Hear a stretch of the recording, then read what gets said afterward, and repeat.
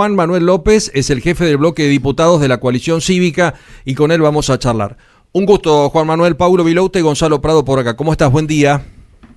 ¿Qué tal? Buen día, Pablo. Buen día, Gonzalo. Un gusto saludarte. ¿Te sorprendió o dentro del ambiente del Congreso ya esto venía con mucha fuerza?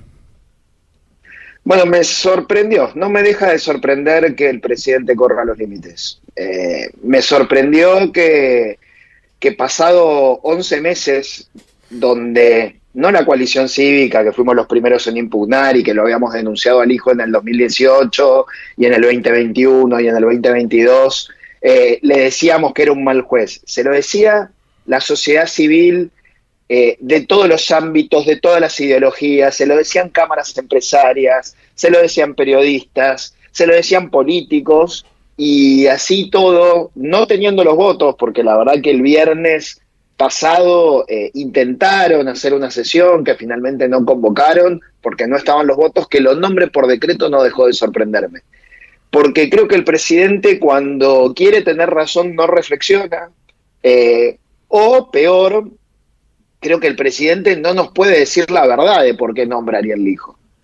Y la verdad, tengo que pensar, si trato de no ser ingenuo, es que él tiene miedo de eventualmente tener problemas penales, entonces quiere tener en la corte 1, 2 o 3 jueces amigos que le garanticen impunidad para el futuro. Y lo peor del caso es que el hijo no le garantiza nada a nadie, porque es un extorsionador profesional que para darte algo te va a tener agarrado del cogote toda la vida. Entonces me sorprende que no crea todo lo que le decimos y que sea tan obstinado en forzar la Constitución para que un juez sea designado por decreto y nos afecte a todos los argentinos para el futuro. Hay un argumento muy poco sólido del gobierno de querer justificarlo mirando para atrás y diciendo, bueno, Macri lo hizo y no sé quién lo hizo, ¿no? Algo muy típico de Argentina, porque a Macri le reprocharon el sistema, pero no le reprocharon los nombres en su momento.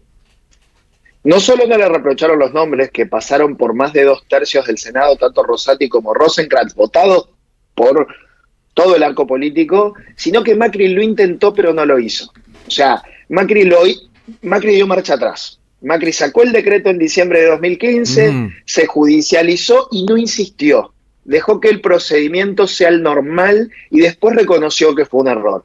Entonces, que alguien lo haya intentado o que alguien lo haya hecho no significa, como bien decís, que esté bien. Pero además, si ese alguien te está diciendo, me equivoqué, no había que hacerlo, ¿por qué insistir, no? Es esta cosa de querer tener razón a toda costa, que me hace pensar mal del presidente. Yo puedo pecar de ingenuo, pero tuve la esperanza hasta el último momento de que el presidente se arrepienta, porque sobran las razones para explicarle por qué el hijo no. Sobran desde todo punto de vista, no son ideológicas, no son contra él.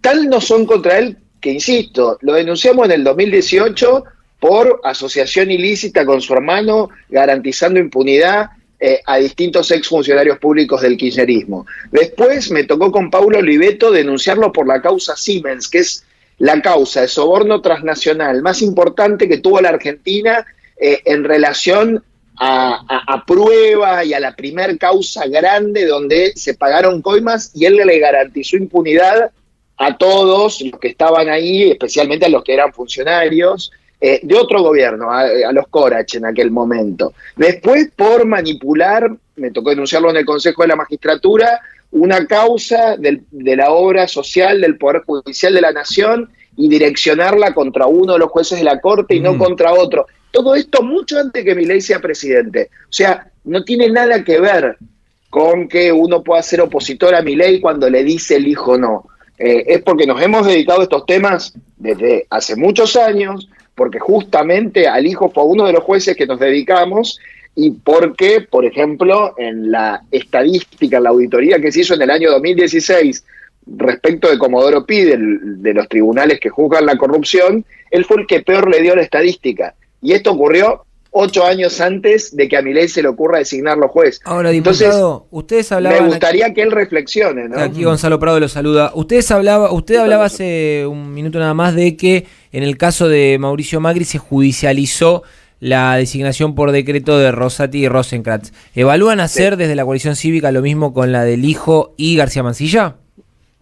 Me parece que ya va a haber presentaciones, no necesariamente somos nosotros los que tenemos legitimidad procesal para hacerlo, creo que va a haber organizaciones de la sociedad civil que se dedican a la justicia que lo van a hacer, pero tengo más esperanza en que el Senado de la Nación active un mecanismo que nunca se activó hasta ahora, porque hay muy pocos antecedentes de esto, donde el Senado rechace un pliego que primero se mandó por el canal normal, es decir, hace 11 meses que está en el Senado buscando el acuerdo, después se designa en comisión y yo creo que ahora el Senado puede estrenar un mecanismo de rechazo, de control, de frenos y contrapesos que no está reglamentado en la Constitución, pero que hay que llevarlo a la práctica y creo que ahí se hace camino al andar y se puede hacer fácilmente, pero se necesita el coraje de por lo menos la mitad de los senadores que junten el quórum y que digan, presidente, le tengo que rechazar el pliego